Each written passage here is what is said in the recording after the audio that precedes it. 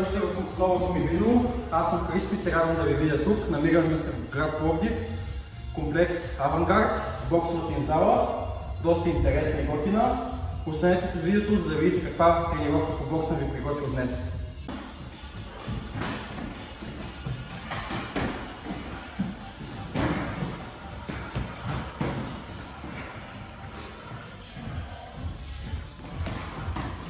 Започваме с 3 минути скачане на лъжение.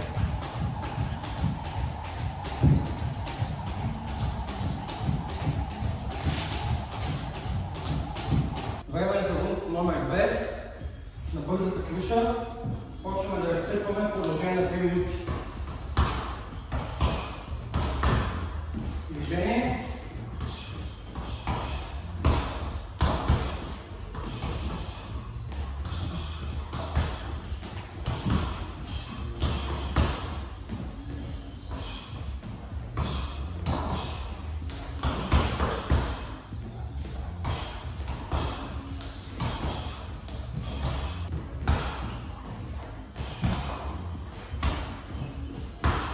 Само техника, без сила.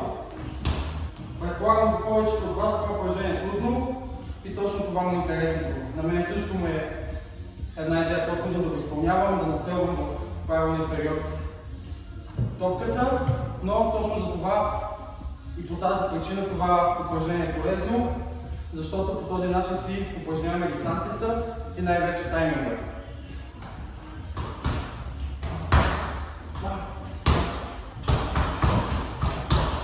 Време е за рунд номер 3.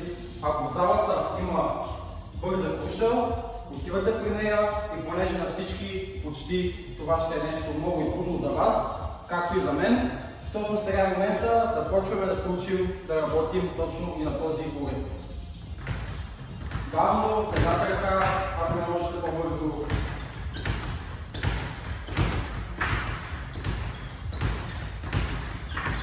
Сменяте ръката.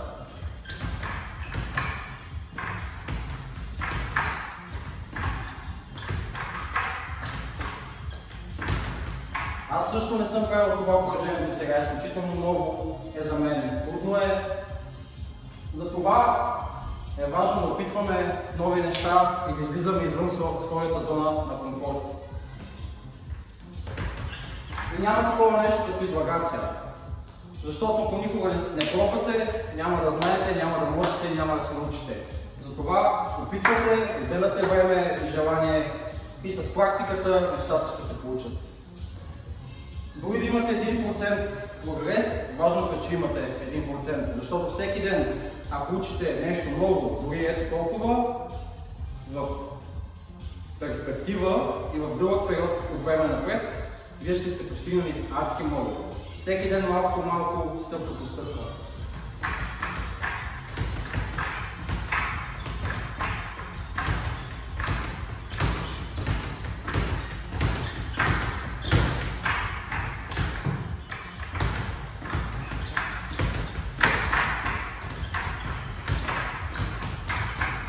Дойде време и за рунд номер 4. Почваме с бой с сянка, свободно. Ако имате огледало около вас, ви предлагам да упражнявате своя бой с сянка точно пред огледалото, за да може да виждате какво всъщност правите и да имате по-добра представа. Заставате в град.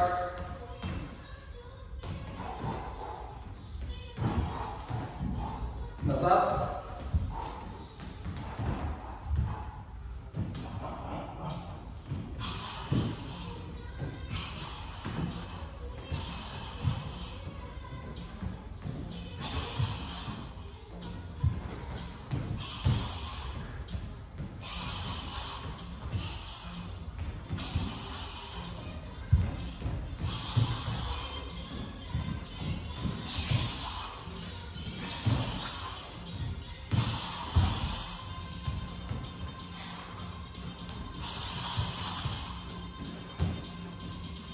Настъпи рунд номер 5.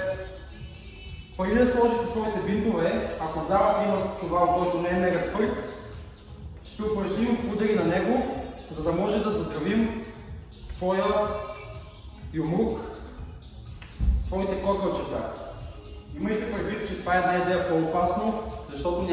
гуми и ръкавици, които да ви пазят.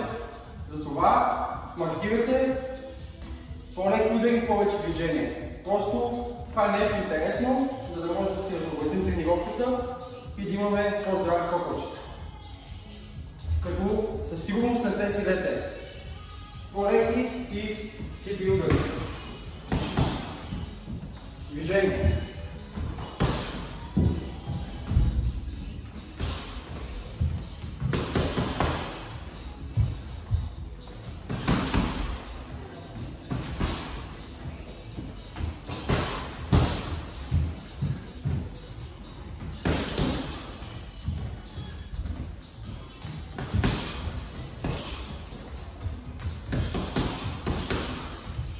Както виждате, само маркирам и се опитвам да се движа и да работя върху своята техника. Както работа с крака, постоянно движение. Единия крак след другия. И друго нещо. Ако завършите атаката на лава ръка, опитвайте се да смените посоката на ляво.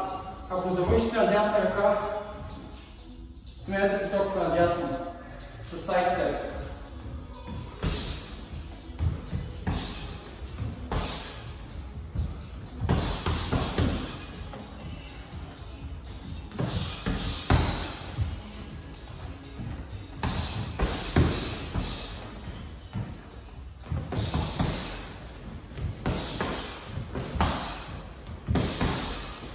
Рунд номер 6. Вече сме си сложили бинтовете и ръкавиците и виждаме тази хубава подложка на стената, тази възглавница. И на нея ще упражняваме нови удари.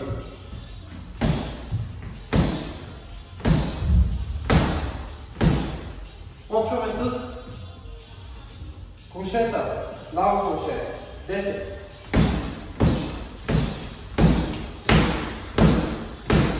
Това е единия начин. Другия начин може да се уклон.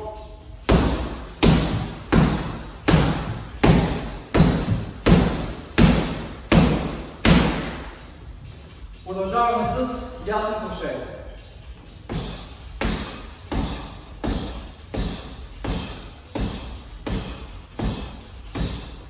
Или с уклон отново.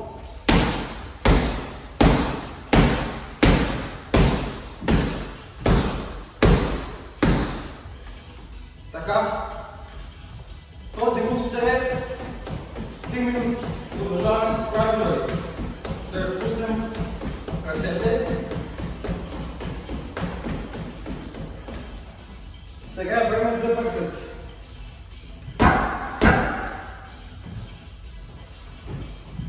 Упражнявате ляво пъркът, след което упражнявате десен пъркът.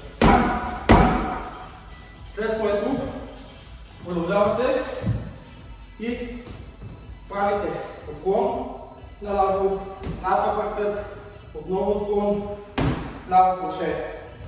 След което правите същото с дясната ръка. Отклон, десен пъркът, дясно круше. Както и може друго нещо да си разпределите тъкмо тези неща, може само едно нещо да го считате за един рунд, може обратно. Първо крушето, отклон, пъркът, въртите, това круше. Може да си измислите супер много условия. Просто ви го показвам това в рамките на един рунд, а вие може да си измислите от 1 до 12 секунди, убеден съм, само с тази възглавничка. Отново, другото нещо, пак може да правим. Пускаме ляв прав във въздуха, круше, перфектно. Пускаме десен прав, това круше. Пускаме десен долу, круше, горе. Пускаме ляв прав, това круше. Круше.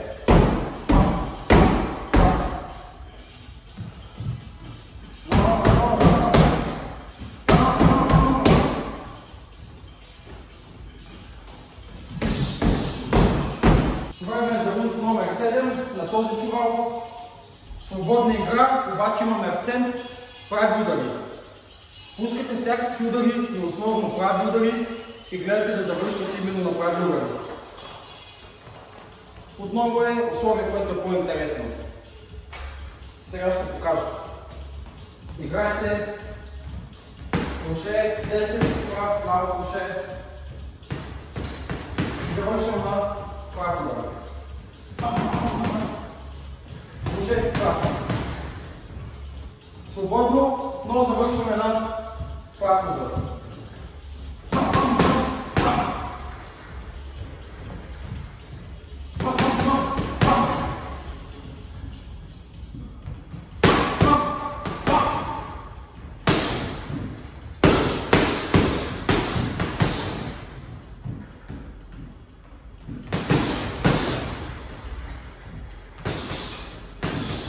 И повече да работи левия прав, да държите съперника на дистанция. Движение.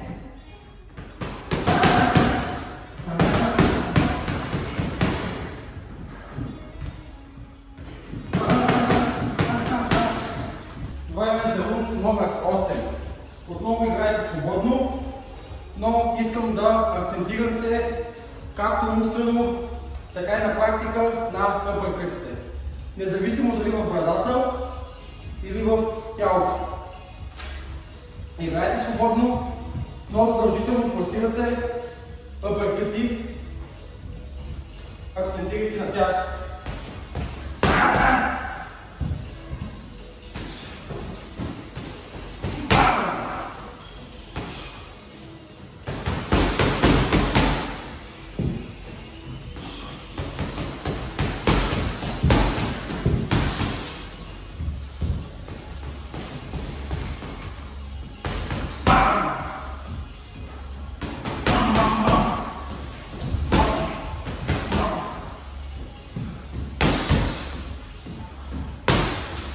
Рунд номер 9. Познайте какво ще правим сега. Отново свободно, обаче с хубави крошета. В главата изпълнявате крошета. Демонстрирам.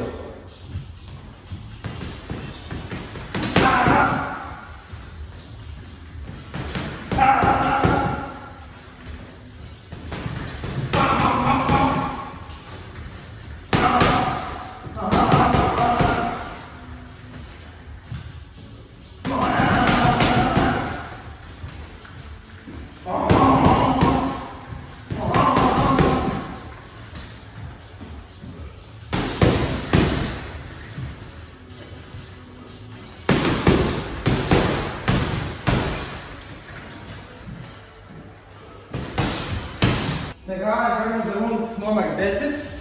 Отново сме на тази круша тук, или топка, но с ръкавици. И започваме свободно, с движение.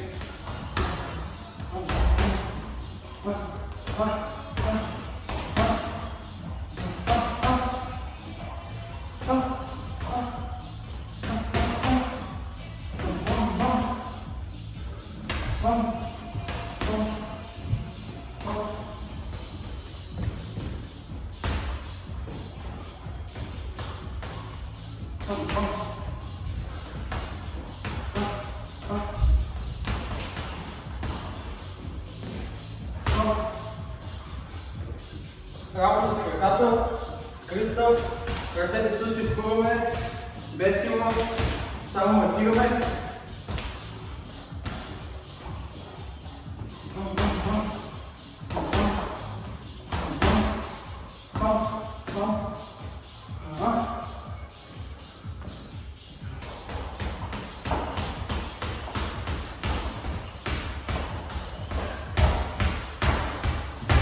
В рунд номер 11 искам да упражним една много елементарна техника, но и ако успеете да овладеете напълно, ще имате много добри резултати на ринга.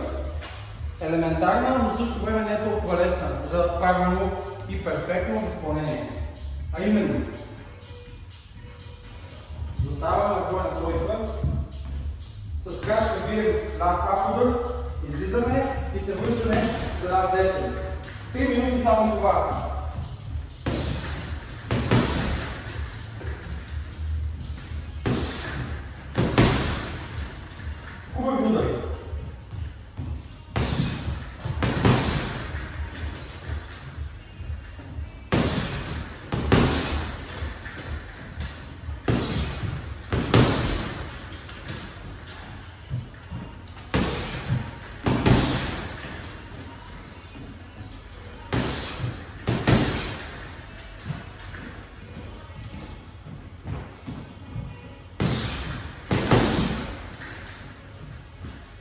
Ако искате да разнообразите, можете същото условие, обаче някои от ударите да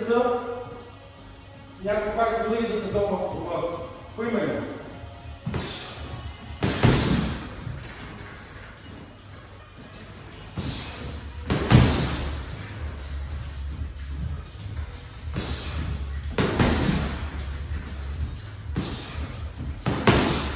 А сега е време за последен рунд номер 12. И сега ще ви кажа какво е условието. То е да пускаме максимално много удари, които са маркиращи без сила. Малко да маркираме и да пускаме повече удари, за да можете да разпуснем мускулатурата.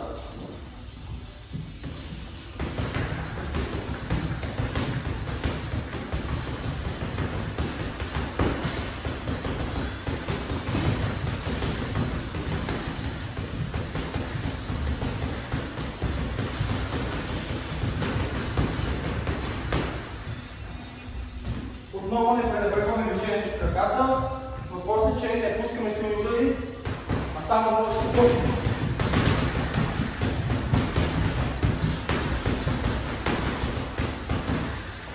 Опитваме се да правим това в продължение на 3 минути.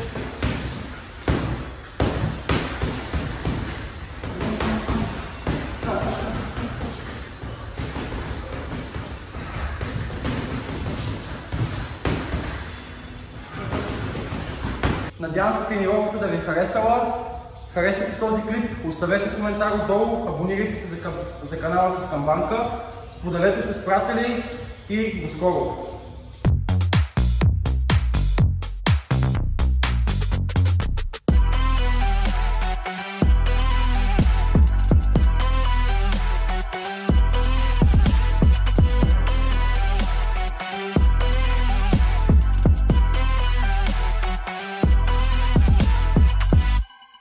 Thank you.